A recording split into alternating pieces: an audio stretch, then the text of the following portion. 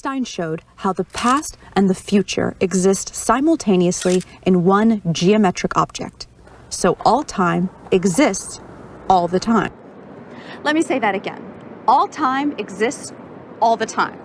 I know that sounds kind of weird and unintuitive, but we have to kind of suspend our common sense.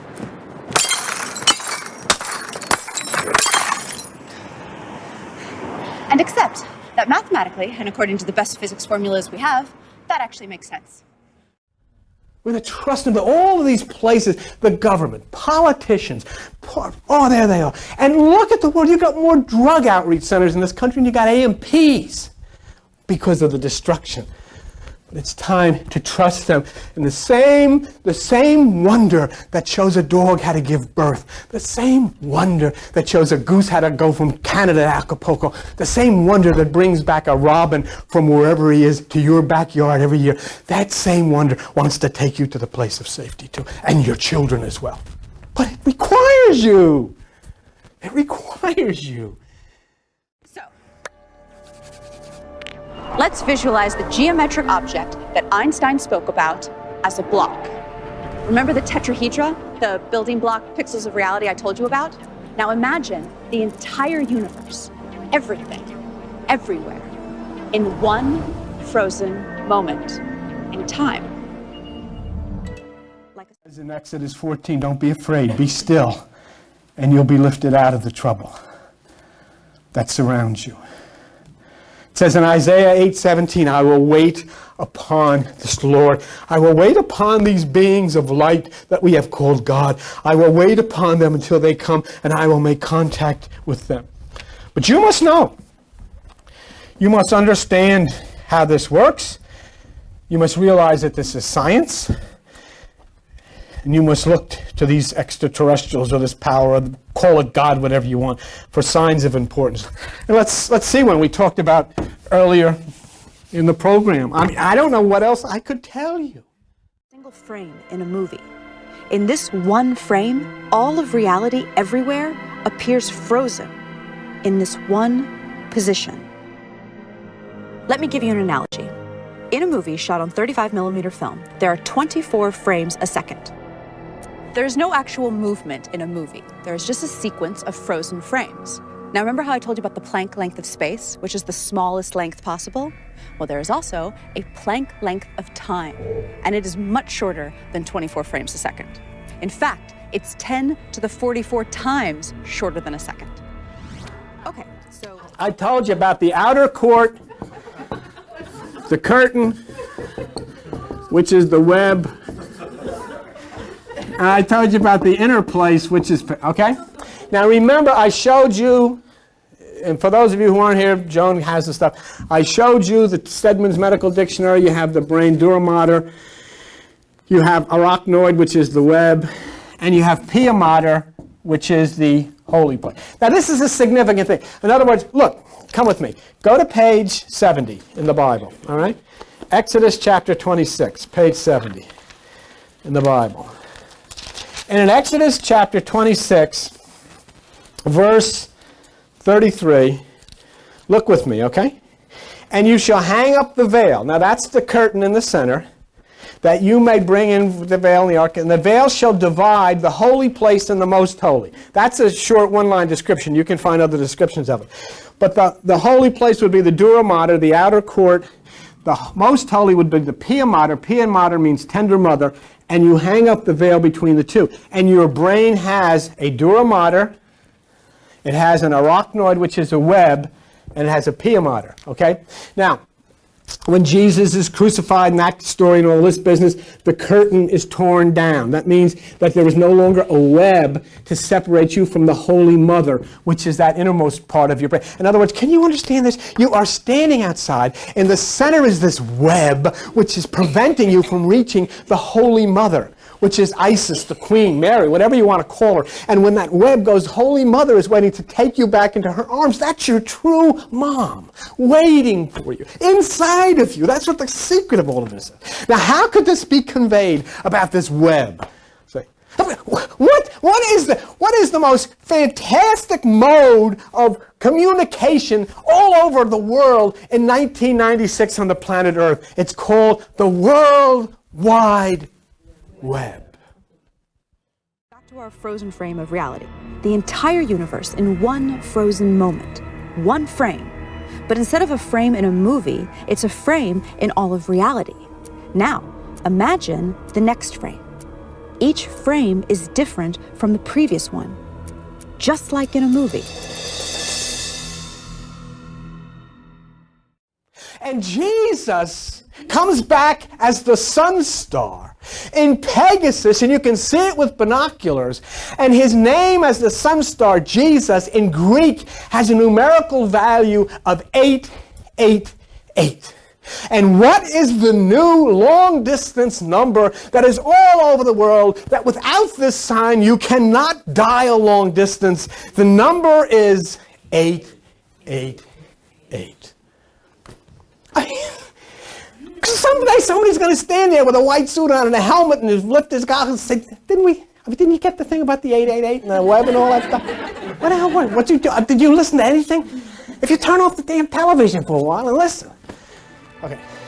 See how all frames exist in Einstein's space-time all at once? Okay, now here's where things get really, really weird. We assume that the past influences the future. That's how we appear to experience reality. But when you look at this block, why would one side be the past and one side be the future? Why go left to right and not right to left? Why can't the future influence the past? Take away the names past and future if that helps you think of this concept. So what if the past influences the future and the future influences the past in an endless feedback loop? So then the question is, which part of the past is influencing which part of the future and vice versa? And the answer is, all time is affecting all time, all the time. What did we look at? Did you look at, now don't look with me. You looked at Exodus 26:33, and you saw about the curtain, and then I have previously given to you about arachnoid, the web. I don't want you to turn this over. But what you're going to see on the other side of this page is what they call the mother of all crop circles. It is in the mystical land of Merlin and King Arthur, the region of the Celts, the Druids, near Stonehenge, and around the second Uranus-Saturn conjunction, this crop circle was created by extraterrestrials around Barbury Castle near Silbury Hill in southern England. Do you see the web? Why is it there? Will any of you say, why is it there? Who is trying to tell you? Why was this made in the Bible a pattern of something? What is it a pattern of? It is consciousness. They are in contact with you, telling you in the most magnificent way, folks, it's in your head, the web. And I'm telling you, I'm standing up here telling you this stuff, and for one reason only. Not that you join with anybody, not that you join any group. I don't want you to join any group. That you in your individual personal privacy find within, understand how your mind and your brain works, understand how you make contact with this wonder that is called God, E.T., whatever you want to call it, and then you look at this and say, God, look at this. Why is there a web? Why is there a web? Why is there a World Wide Web? Who is trying to tell us something? Did you ever have somebody tell you, do you think somebody's trying to tell us something? Why is it 888 is the number? Why not 896 or 123? Why is it 888? Is somebody trying to tell us? Why have the astronomers found this second coming of the sun star? Why is all of this stuff happening? And is anybody paying attention? Is anybody listening? Is anybody looking? And you've got these people in churches warning you of the wrath and the bombs and all of this stuff. It's completely blasphemous against God. God never tortured anybody to death. God never put anybody on a cross. God never killed anybody. God is not coming with bombs. God is coming with flowers and love and pussycats and wonders and embracement to bring it all back together and to restore and bring back to some sensibility that which we have destroyed. Is this even possible? Can me 20 years from now influence me now, just as I influence her.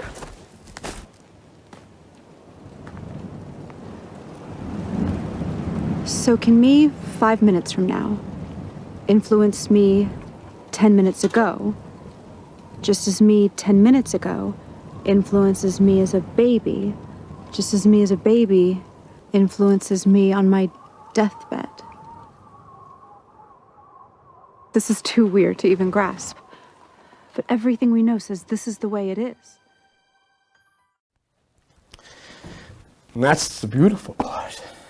It says in the Bible, here is wisdom, no man might buy or sell lest he has the number of the beast, but I'll give you new wisdom. Here is new wisdom, no man might call long distance without the number of the Christ, and his number is 888. Okay? That's good. If you want it to be a coincidence, bye-bye.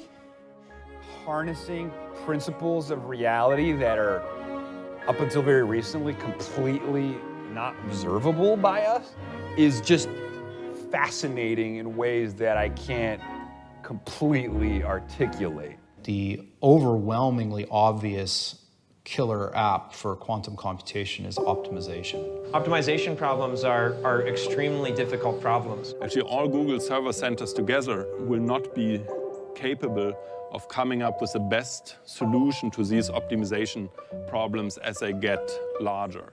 So now, what is an optimization problem? Here, I'll give you an example. You want to do a trip through South America and you want to visit a number of cities.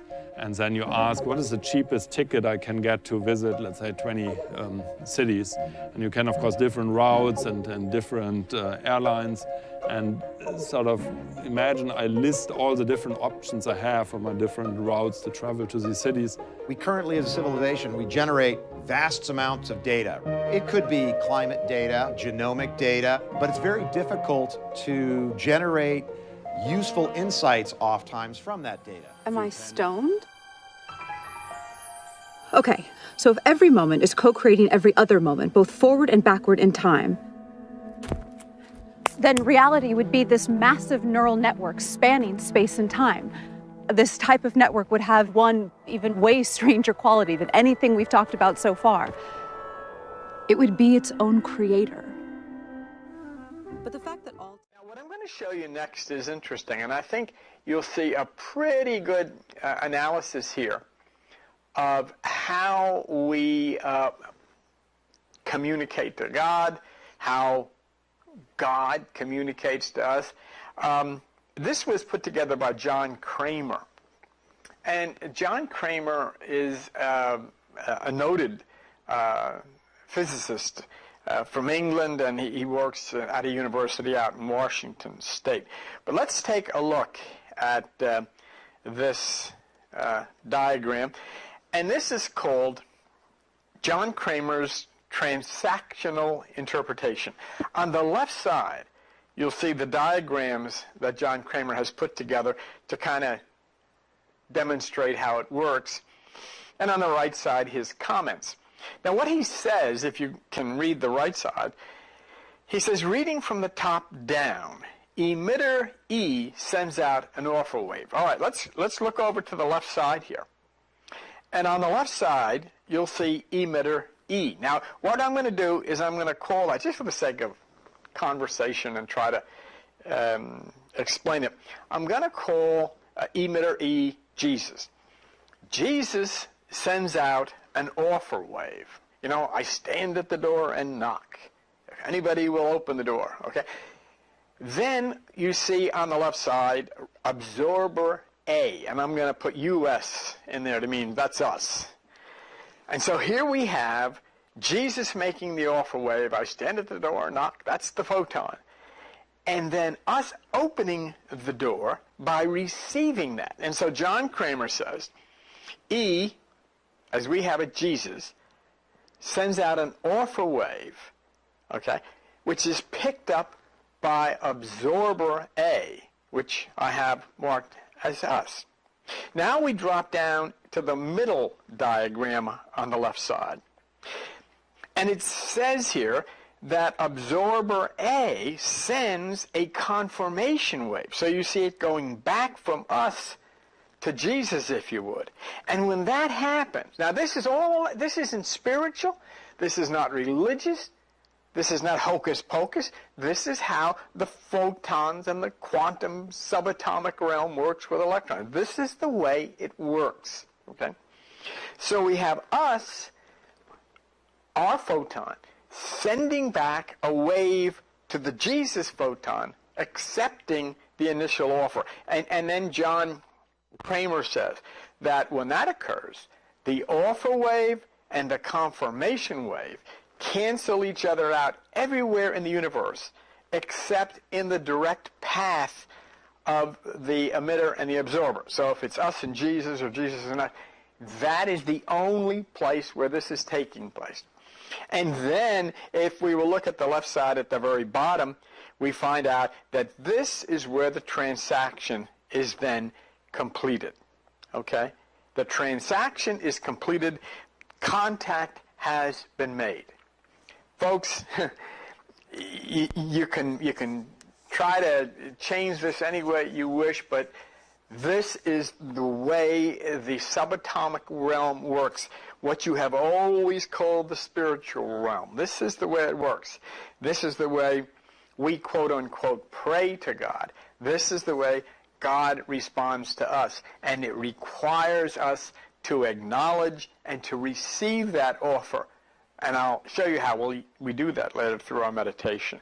But as John Kramer says at the bottom of that paragraph on the right side, this diagram is all you need to understand all of the quantum mysteries. It's the way it works. It's the way it works. And this is exactly what the Bible is talking about when it talks about prayer and communication between us and God. Now, you've got to understand something about this. You can no longer operate with what you call God on the basis of sitting talking to somebody, because the only one hearing you is the wall or the ceiling. I mean, it would be like if you wanted to talk to someone in California. You can't just sit in your chair and talk to them. You have to use the equipment, which is the phone or the cell phone. Right?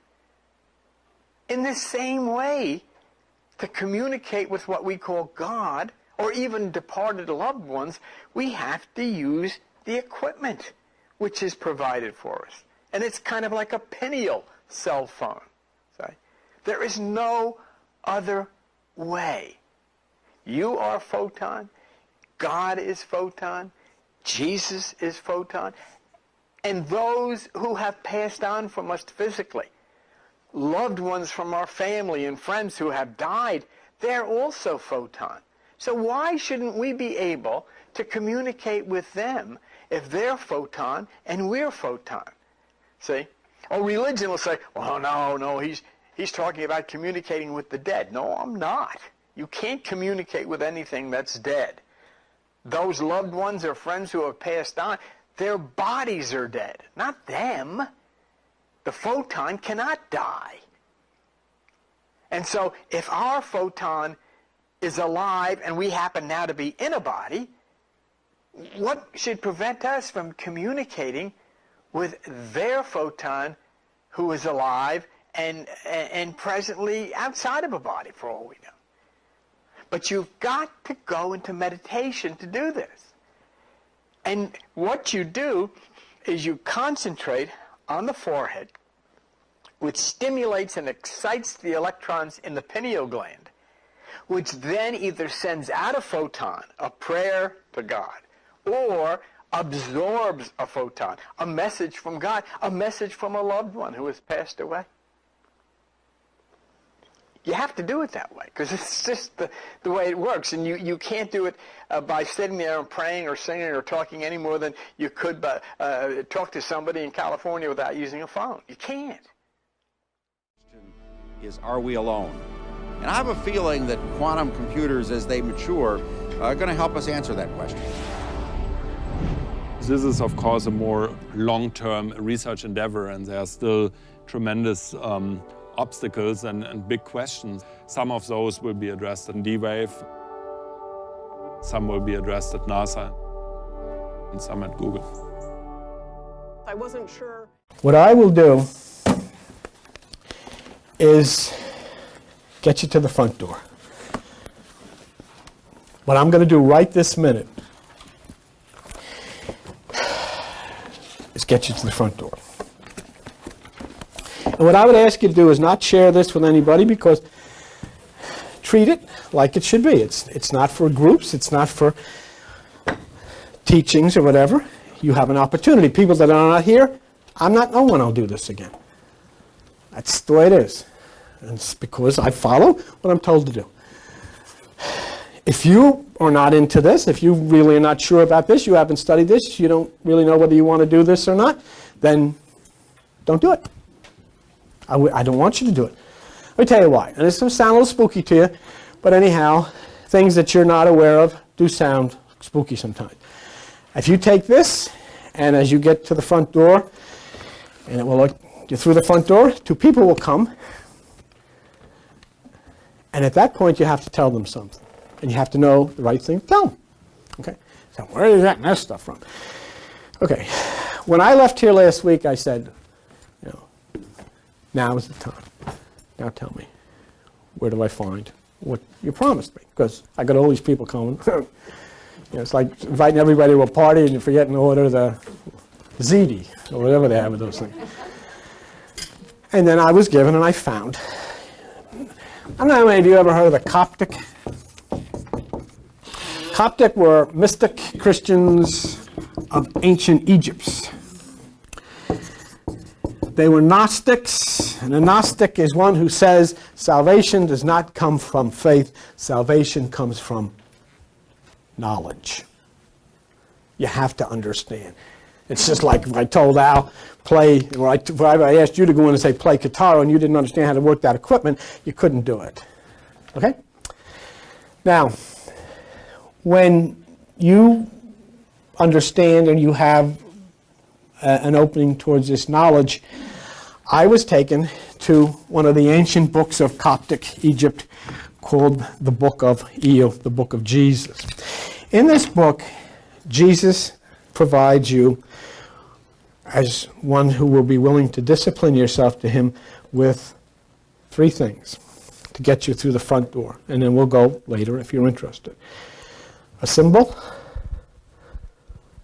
that you have to use in your meditation, a name that is given to you that no man outside of this room knows the meaning of, and a number.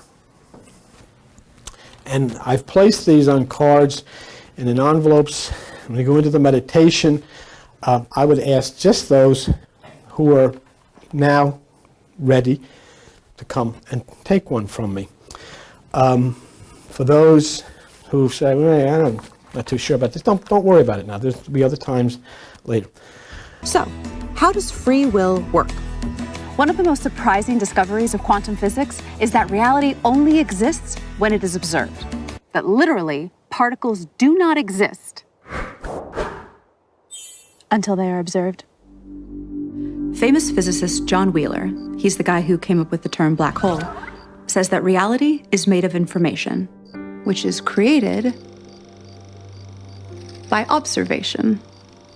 The observation must be made, he says, by something conscious. And Nobel Prize winner Frank Wilczek said that quantum theory is contentious and obscure, and that it will remain that way until someone constructs, within the formalism of quantum mechanics, an observer, a model entity whose states correspond to a recognizable caricature of conscious awareness. An entity, an observer. So Frank Wilczek is basically talking about an entity, not necessarily a human being or an animal, that is capable of generating information by observing and measuring. But what would that conscious entity be? Well, we definitely know that consciousness exists in the universe. I mean, at least in us humans, right? See where we are at. So the idea would be to simply regroup and determine, what we've developed up to this point. Let me show you. This is what the seal looks like.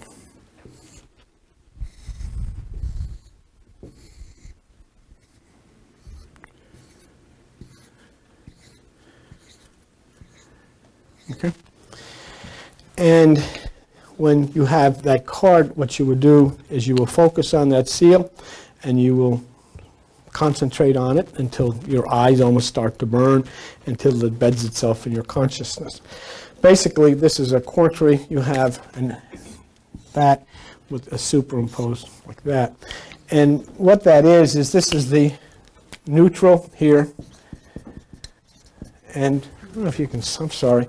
This is the neutral here, and this is the spiritual here. Okay? Now, when you introduce that to it, you impact the neutral with a dynamic activity. So this is dynamic action. And so that's why that's very important. Second thing that's important are the circles, which are the never-ending. And what is, I think, probably the most important is the octagon. The octagon is the 8 points. And what's so important about this is the square, which is the fourfold human nature, the circle, which is the unending. And then, which is interesting to you, what is so important about 8 is you'll be able to understand it as you go into your meditation and you see it why it's concentrating. But I don't know how many of you have ever seen a doctor's, the caduceus. Okay. In addition to that, I'm going to show you something probably even more than that, but you want to run these out as quick as you can because we're really keeping everybody. Whoops. If you look at that real quick, okay. What I'm trying to share with you is that these things aren't done for no reason. Is the air conditioner on? Okay. You have that?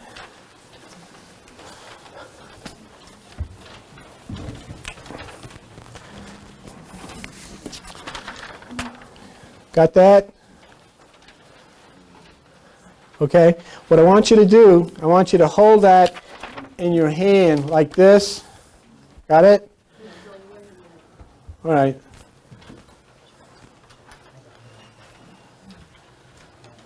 If you hold that in your hand the way I've got it. Now you got a Bible with you? Do you have a Bible with you?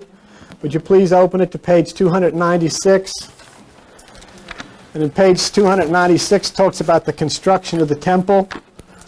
And the construction of the temple actually is your brain. It talks about the energy that rises up and goes to the right side. All right. 1 Kings chapter 6. And I'll show you something which is I think will be quite obvious to you. If you look at 1 Kings chapter 6, verse 8, it talks about the construction of the temple. The door for the middle chamber, that's the Holy of Holies, that's Pia Mater, was in the right side of the house, and they went up with winding stairs. Will you look at that symbol of DNA in your hand? You see that? That DNA is the winding stairs that's discussed in that scripture. I don't know if you've ever seen a better picture of a winding staircase than the DNA which you're looking at there. Okay? So basically, that's the importance of the number 8. And it is part of the DNA, part of the octagon, part of the 8 nature, and a lot of other things that, I'll get to you about. Okay. But first, I want to tell you about crystals. You might be surprised to know that a crystal isn't an expensive piece of glass or a chandelier in some fancy dining room.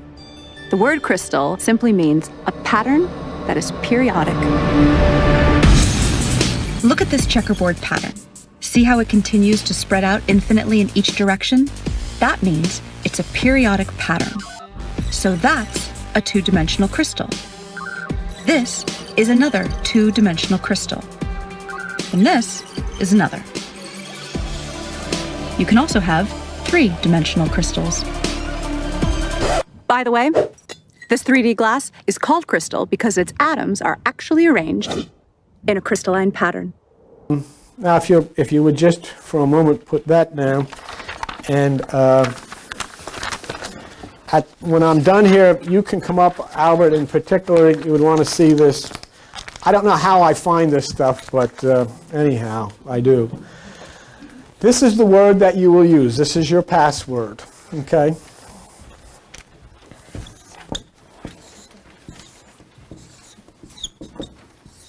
This is your first password, which will get you through the front door.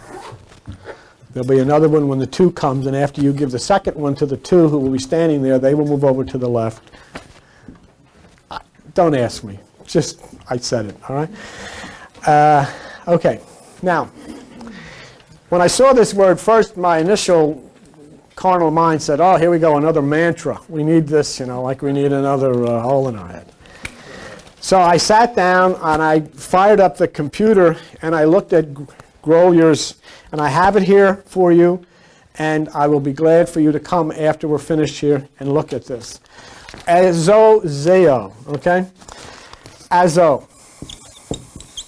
Azo is a compound of 2 organic molecules, 2 nitrogen atoms. Aromatic azo compound is a light-absorbing group. Okay? Azo means light-absorbing. Jesus said, if your eye be single, your body will fill with light. Right? So when you say this word, it's like anything else. If you go apply for a job and they say, do you know how to do this job? And you don't know what to say. When you go and you take this with you and you say this word, I want you to know what's going on here, because this is only open to people who would know. The word zeo, which is the second part of the thing that Jesus gave this word, okay? Zeo comes from, or the word zeolite is a molecular sieve property. It is a filtering crystal. Okay? So basically what you have here is a word that you will use in entering, within yourself and entering this front door, which tells you of the fact that what will be coming into you will be light. You will be absorbing light that is filtered by crystal. A zeolite is also used for getting scum out of water and all that kind of business. Now, that word sieve, which I gave you from Grolier's as part of the scientific part, has an interesting, in the Egyptian system of hieroglyphics, they have a symbol for this. It is a symbol of the sieve. It means selecting particle forces needed to reach a required synthesis. To work carried out upon oneself, know thyself. To sieve is to purify and to perfect, to garner the useful and discard the useless. So you will have opportunity, and then if you get these and you decide, well, now wait a minute, I forget what he said, what does this mean? You just call me on the telephone and we'll go over it with you if you're using this. So you have what? You have the symbol to concentrate on, which you don't know what that is now, but I'll give it to you. You have azozeo, which is the word, and not only are you to use that in your meditation, and you only use it once. You don't repeat it twice.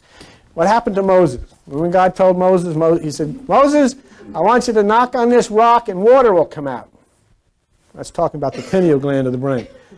What did Moses do? Moses went like this. And he screwed himself up big time. God said, I didn't tell you to add anything of your own. I said knock. I didn't say knock twice. And he wasn't able to see the promised land. Why?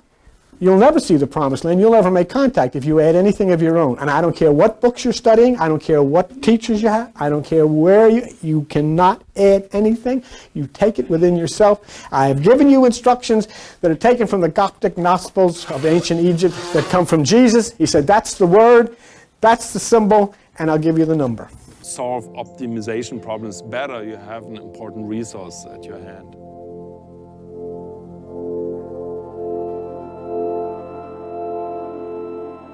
I think at least it teaches us that we shouldn't be naive about our world, that we shouldn't think about the world as a simple machine. It forces us to consider, more sophisticated notions of how the reality around us is actually shaped. I can't ask it how long I'll live or the meaning of life. Really, we don't know what the best questions are to ask that computer. That's exactly what we're trying to understand now. To me, the most important question... Like they literally transform from one to the other according to a process called gauge symmetry transformation. And all of these conversions correspond to a shape. And not just any shape, an 8-dimensional shape. Now this shape forms a crystal. Now remember, crystals are periodic patterns of a certain shape, like that checkerboard is a 2D crystal made up of squares.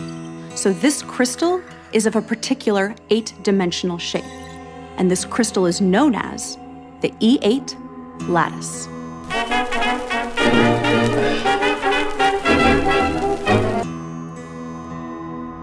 To generate that 3D quasicrystal, the substructure at the pixelated fabric of reality, we project this 8D crystal to 4D. And then we convert that to 3D.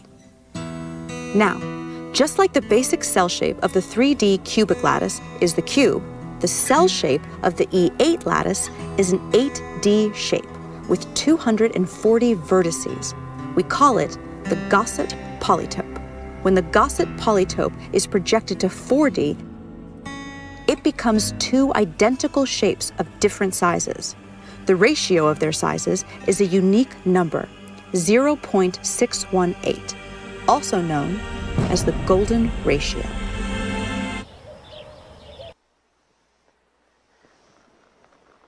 The sine of 8. There's another interesting factor to be considered here. Jesus is the light of the world, as we have seen, as is God. Let's take a look at his name. Jesus is a Greek name, and you'll see that name spelled out here. That's the Greek name that we call Jesus. But in Greek, each letter has a numerical value, and as you see, the numerical value of the word Jesus totals up to 888. The 8-spoked wheel, the sign of 8, December the 21st, 2012, and Jesus' Greek name is 888.